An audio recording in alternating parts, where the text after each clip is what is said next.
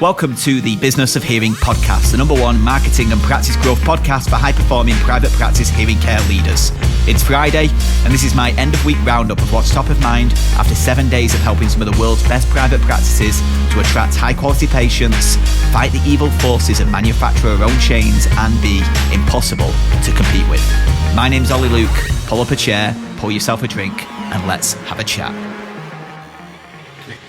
So hello and welcome to another episode of the Business of Hearing podcast. And I'm going to ask you to do something now, and that is stick with me, because I'm going to go on a bit of a tangent, because I want to tell you a story about something that happened when I was a kid that then has a point to it, that then leads to another point that will finally lead to another point. We're going to go a little bit all over the show, but if this works as it does in my mind, it's all going to connect beautifully and create a really, really strong point that will give you a direct lesson that you can apply to your practice in order to grow a very, very key area of it.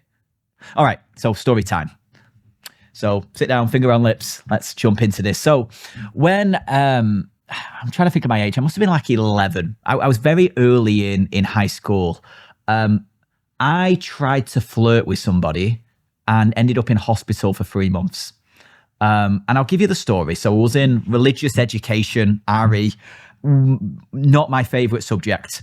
And it was like in a room that's locked in the school. So there's no windows, one of these kind of old school British schools, no windows, a very dark room. And we sat there, and usually it's copying out of textbooks about Hinduism. It's not the most exciting subject. And teacher rolls in a television. Like TV rolls in, and back in the day, big box TV, VHS player underneath it on wheels, with one of the wheels is tired and broken, and it comes in, and like the utopia and excitement, the ecstasy that goes around that room, given we've got this situation where we're going to spend the next hour watching a video about religion rather than copying out of a textbook about it. Hugely, hugely excited. And at that time, there was a girl over the end of the class who, let's just say she caught my eye, and in typical class clown way, what would be the ultimate way to attract would be to just try and be funny. And the lights went off. Teacher turned the lights off because this video power was powering up. And I decided to kind of just get up, run around, and make a funny noise because I was 11 years old. And I tripped up with a little bit of momentum behind me, and I fell kind of forehead first, like into the really sharp point of one of those big wooden tables that weigh about 100 kilograms, like real sharp point right on the forehead there. And I woke up in hospital. I had a fractured skull, and I was in there for 3 months all in all. So I went from a local hospital through to a children's hospital. It ended up having like a big abscess growing, my face become all over the show. And then it was seeping through to the other side of my skull, more brain focused. And I was on very, very strong drugs for a period of time to get everything back into play. And I was kind of 3 months out of school. And then phased back into school in a very slow way, and missed a huge amount of school and failed a lot of subjects I should have passed, and I can blame it on that. I'll probably blame it on laziness. But what was interesting, when I was in hospital, so I'd been in hospital for about 3 months full time, and then when it was getting towards the end, my mum was allowed to take me out for like a period of hours. Like in the afternoon, you've got a few hours, you can go out. And we was kind of in the middle of nowhere. We were quite far away from our house in this specialist children's hospital. And there was a cinema nearby. So we went to this cinema. I remember it so distinctively. We watched Austin Powers in Goldmember. Now, it was a weird one because at that time, I think it was a 12 or 15. I was probably just on the age. I got into it. It was quite a quiet one. It had been out a little while, and I got into it. And for 19 minutes, 2 hours, like I was in the most blissful, happy place. Like every challenge, every stress, and mainly my mum's stress and pain of seeing a son ill. Everything just seemed to disappear. It was like the most beautiful 90 minutes, 2 hours where laughing was the main thing. Like everything else wasn't important. The fact you got things coming out your arm, it just wasn't that important. Like hilarious. And I remember it being such a beautiful, beautiful kind of time where nothing else. I was so lost in the movie of just laughing. It was like this really nice thing. And And since then, like I've had this weird love of Austin Powers. Like it's almost my happy place where anything stressful, anything bad, I'll end up watching just a random Austin Powers and laughing and just enjoying the moment. It just brings back this weird nostalgia of bad times, turning to good times really, really quickly. And it's a weird one. And the thing, a few things on this, at our Inner Circle Live 2025 event in London in June, it's an Austin Powers theme. We have an Austin Powers impersonator, the UK's #1 Austin Powers impersonator joining us. I'm going to be weak at the knees. It's like seeing your favorite celebrity. It's going to be so much fun. But my point on this, that's the story. Now let me bring you to a point. Austin Powers. So one of the fun things about Austin Powers, right, is he was supposed to be like the joke of James Bond, British comedian, bad teeth, bad hair, dressed obnoxiously, yet he was so attractive to everyone. He had his mojo. People instantly fell in love with him. He had this real kind of power to instantly make people just weak at the knees and fall entirely in love with him. Brings me on to my third point. Because now, if you had the same power as Austin Powers with your patients, I want you just to imagine what impact that would have.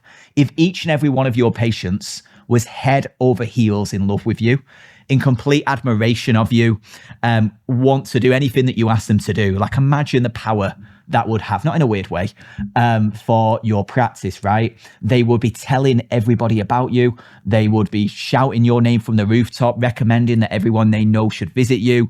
Every time you send them an email, a mailer, a phone call, they'll be responsive on it, want to help. They'll have a vested interest in you and your success, and call it a super fan, a raving fan of you and your practice. Like that would be quite something if you had an Austin Powers effect on all of your patients. And there is a way you can do that. Now we're coming on to the lesson. Because there is a really strong way that you can grow the weight of personal relationships with patients in a scalable way. And it's very simply through email newsletters. Now, this is not exciting, right? This is not revolutionary. Turn this podcast off. We've known about email newsletters for a long, long time. It's not what you do, it's the way that you do it. And let me give you the very specific strategy of how you can utilize email newsletters to have the Austin Powers effect. Because the goal of most practices' email newsletters is really just to check a box. It's let's get something in the inbox of the patient. And what they end up putting in that email newsletter, because they're trying to delegate responsibility, give it to somebody in the team to drive, or just ask a marketing agency to do it, is mundane, dull information that they wouldn't read themselves. This is, here's some latest hearing health news. Here's the latest hearing technology. It's got no soul, personality, or anything behind it that would have any form of connection with patients. The biggest goal of your email newsletter is to close the gap between the professional reason that patient chose you and the personal relationships, which will ensure that they become them Austin Powers inspired super fans of you as a practice. Now, the way to do that is very simply use your email newsletter to be personal. Now, this doesn't mean that you've got to share every single thought like it's a Facebook feed or this is Twitter. Like, just use it in a way that how can you close that gap? And the best things that we see work is be open and honest. Like what patients want to see is they want to see the individual behind the white coat. They want the curtains pulled back. Like share what's going on. Hey, welcome to June's newsletter. Wouldn't word it like that, but just for this example, it's been super busy. Last week, I took my son to this. I don't know if I've mentioned, but he's really got into soccer recently. He scored a few goals at the weekend. He wants to do this, this, and this. We've just been looking at doing this over the summer. Have you ever been there? ?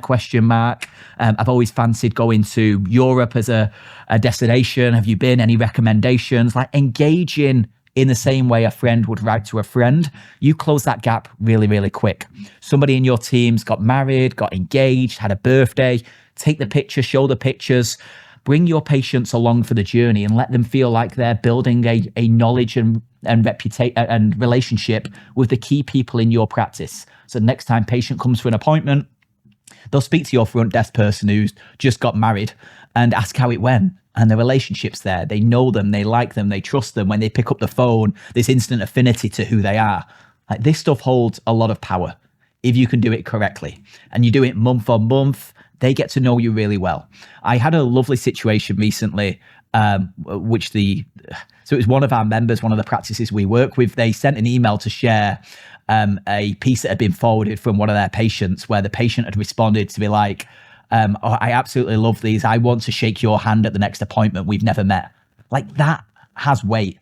Like, I've never actually spoke to the member about that, but I received that, and it was like the best results, that this is exactly what we need it to be, and it's achieving its outcomes.